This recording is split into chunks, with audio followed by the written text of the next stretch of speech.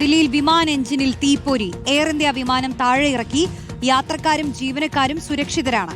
YS Abhinand നൽകും വിശദാംശങ്ങൾ. അഭിനന്ദ്, കേട്ടിടത്തോളം വലിയൊരു അപകടമാണ് ഒഴിവായത് അല്ലേ? തീർച്ചയായും റോഷ്നി, വൻ ദുരന്തം തന്നെയാണ് ഒഴിവായത്. അല്പസമയം മുമ്പ് രാത്രി 9:30 ദില്ലി വിമാനത്താവളത്തിൽ ഇത്തരത്തിലേക്കൊരു അപകടം ഉണ്ടായത്. ബംഗളൂരുവിൽ നിന്ന് ദില്ലിയിലേക്ക് വന്ന AI 2802 എന്ന വിമാനത്തിന്റെ എഞ്ചിനാണ് ഇത്തരത്തിലേക്ക് തകരാറിലാവുകയും ഒരു തീപിടുത്ത മുന്നറിയിപ്പ് ലഭിക്കുക. തീപിടുത്ത മുന്നറിയിപ്പ് ഉടൻ തന്നെ പൈലറ്റിന് കൈമാറുന്നു.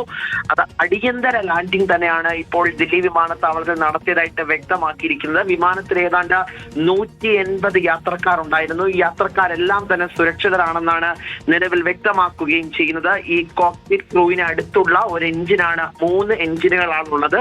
അതിനകത്ത് ഒരു എഞ്ചിനാണ് തീ പിടിച്ചിരിക്കുന്നത്. ആ തീപിടുത്ത മുന്നറിയിപ്പ് ഉടൻ തന്നെ ലഭിച്ചത് കൊണ്ട് അടിയന്തരമായി ലാൻഡിംഗ് നടത്തുവാൻ കഴിഞ്ഞു എന്നാണ് നിലവിൽ വ്യക്തമാക്കുന്നത്. എന്തായാലും വലിയ ഒരു ദുരന്തമാണ് ഒഴിവായത്. ആ മുന്നറിയിപ്പ് കൃത്യമായി ലഭിച്ചത് മൂലമാണ് ഇത്തരത്തിലൊരു അപകടം അത് ഒഴിവായത് എന്നതാണ് ഏറ്റവും പ്രധാനപ്പെട്ട കാര്യം. ഈ വിഷയവുമായിട്ട് ബന്ധപ്പെട്ട വിശദമായിട്ടുള്ള അന്വേഷണത്തിലേക്ക് എയർ ഇന്ത്യ കടക്കുകയും ചെയ്തിട്ടുണ്ട്. യാത്രക്കാർ സുരക്ഷിതരാണ് എന്നതാണ് ഏറ്റവും ആശ്വാസകരമായ കാര്യം. റോഷ്നി, തീർച്ചയായും അപായമൊന്നും ഉണ്ടായില്ല എന്നുള്ളത് ആശ്വാസകരം തന്നെയാണ്. ഈ യാത്രക്കാരെ സംബന്ധിച്ച് അവരുടെ യാത്ര മുടങ്ങിയിട്ടുണ്ടോ? ഈ തീപ്പൊരി അതിന്റെ സാന്നിധ്യം കണ്ട അതേ സമയത്ത് തന്നെ ഈ വിമാനം താഴെ ഇറക്കാനുള്ള ശ്രമങ്ങൾ തുടങ്ങിയല്ലേ?